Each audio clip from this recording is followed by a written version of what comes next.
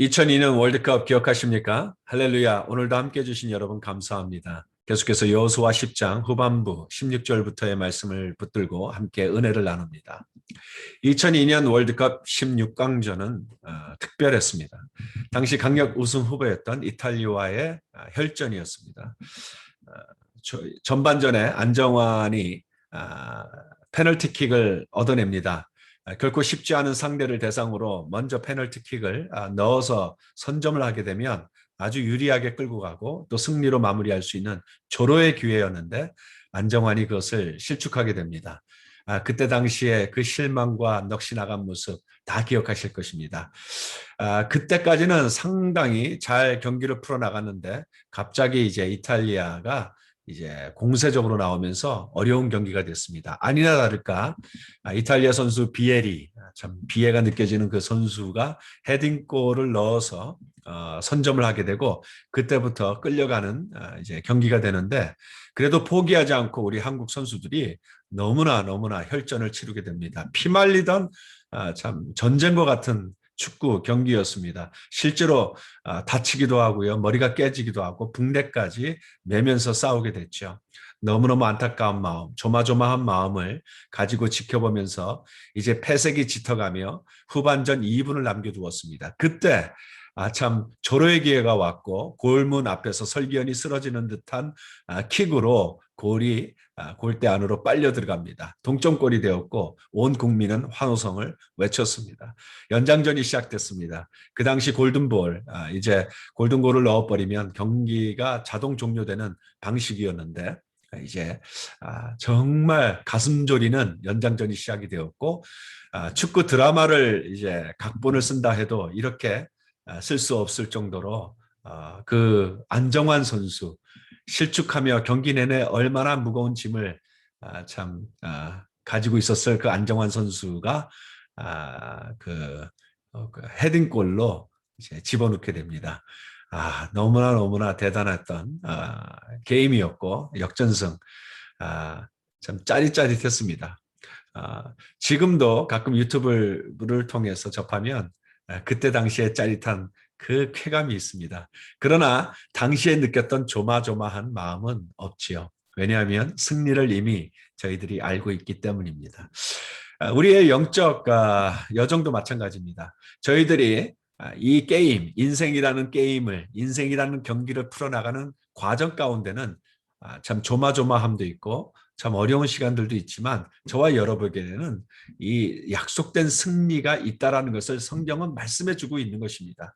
저와 여러분은 죽음을 이기고 영원히 하나님과 함께할 영생의 승리가 보장돼 있는 하나님의 사람이라는 것입니다.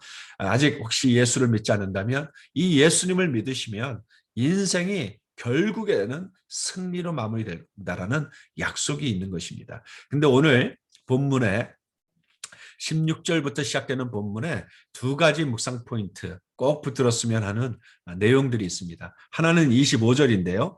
이렇게 적혀 있습니다. 여호수아가 그들에게 이르되 두려워하지 말며 놀라지 말고 강하고 담대하라. 너희가 맞서서 싸우는 모든 대적에게 여호와께서 다 이와 같이 하시리라 하고 여기 보니까 두려워하지 말고 놀라지 말고 강하고 담대하라는 말씀을 하나님이 하시는 게 아니라 지금 여호수아가 백성들에게 하고 있는 것입니다.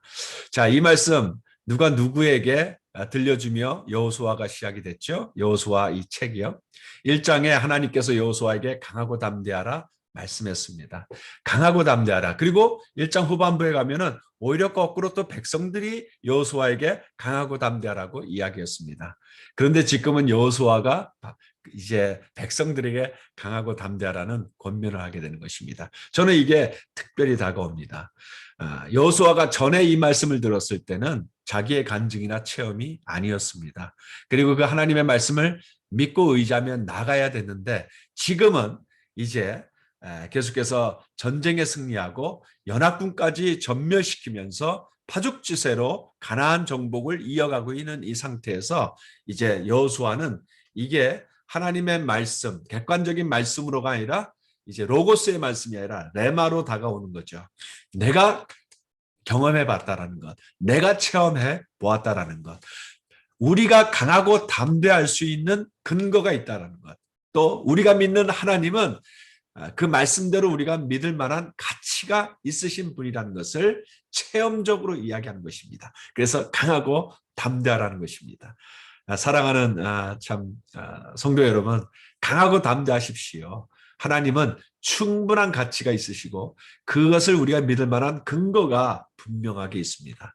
얼마나 두려움이 있을 수 있는 참 놀랄 수 있는 이 세상을 살아가고 있습니까? 그러나 주님은 강하고 담대하라고 말씀하시고 또 우리도 이제는 그만큼 하나님을 경험했으니까 그 누군가에게 놀라지 말라, 두려워하지 말라, 우리 하나님 말씀대로 강하고 담대하십시다라는 말씀을 줄 수 있다라는 사실입니다. 하나님이 우리를 위해 싸우신다라는 거예요.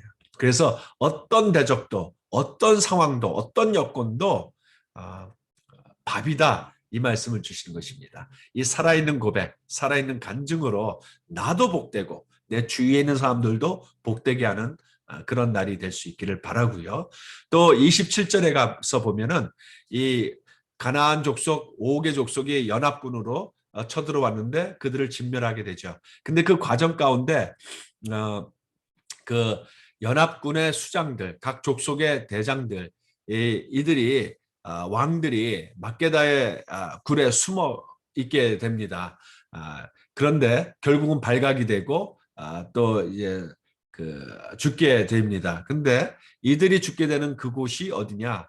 바로 숨었던 그곳이 바로 매장지가 된다는 거예요. 27절에 가서 보니까 굴 안에, 굴 어귀에 참 집어넣게 됩니다. 저는 이것을 보면서 우리가 생각하는 그 안식처, 그게 매장지가 되면 안 되겠다라는 생각을 하게 됩니다. 정말 우리의 참된 안식처, 참된 피난처는 오직 예수 그리스도 아니라는 것입니다. 그분만이 우리의 참된 안식처요, 참된 피난처이지 세상에 도울 힘이 없는 사람, 도울 힘이 없는 어떤 환경, 거기에다가 우리를 두면 오히려 매장지가 될 수 있다는 것을 오늘 말씀을 통해서 생각해 보면서 저와 여러분 더욱더 영원한 피난처가 되시는 예수 그리스도 안에서 살아가는 복된 날 될 수 있기를 주님의 이름으로 축복합니다. 강하고 담대하십시오. 인생의 전쟁, 이 인생의 게임은 하나님께 속한 것입니다. 예수님 믿으시면 인생의 승리가 보장되어 있습니다. 저와 여러분 예수 믿되 잘 믿을 수 있는 그런 사람 다 되기를 바랍니다. 주님의 이름으로 축복합니다.